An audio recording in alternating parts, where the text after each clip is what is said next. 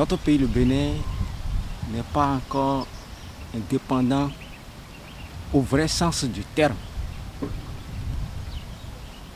Être indépendant suppose que l'école chez nous doit cesser d'être une école néocoloniale.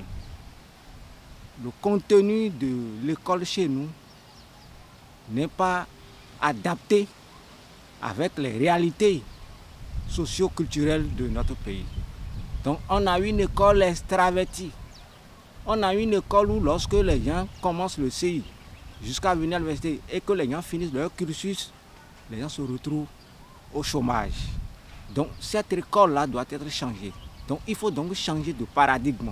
Et le changement de paradigme passe par la prise en compte des réalités de notre pays. Parce que le contenu de l'école, quand on regarde ça, c'est que l'enfant qu'on a mis à l'école est détaché des réalités qu'il vit chaque fois. Donc si c'est comme ça, on ne peut pas être productif. On va être improductif. Donc si on doit continuer au XXIe siècle, de continuer à relayer, à copier ce que la France nous impose, ce que les impériales nous imposent, notre pays ne peut pas se développer.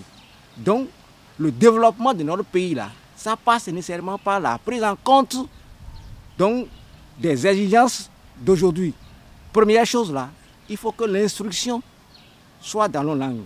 C'est-à-dire que on doit faire les mathématiques, la physique, la biologie, la philosophie, tout ça dans nos langues. C'est ce que les Chinois ont fait et en moins de 60 ans, ils ont réussi à rattraper les États-Unis. Donc si on ne le fait pas et qu'on continue de rester sur l'ancienne lancée, on ne peut pas avancer d'un seul iota.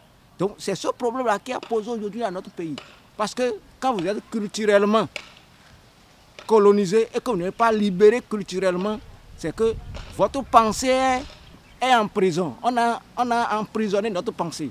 Donc avec ça, s'il faut réfléchir dans la langue de l'autre, on ne peut pas se développer. Donc la question de l'école, l'éducation chez nous n'est pas adaptée à nos réalités. Donc dire qu'on est indépendant et qu'on continue de parler la langue des gens qui sont à 6000 km de chez nous, dans l'administration, n'importe où, et c'est ça qu'il faut faire, il y a un problème. Et ce qui est pire, on a mis une constitution là, dans laquelle on dit que la langue officielle, c'est le français. Donc si notre constitution reconnaît que la langue officielle est le français dans notre pays, ça veut dire que nous-mêmes là, nos dirigeants acceptent que nous sommes esclaves de la France. Et l'esclave, qu'est-ce qu'il fait? Il parle la langue de son colon. Et c'est ce qu'on demande à l'esclave de faire. Et c'est ça l'esclave fait.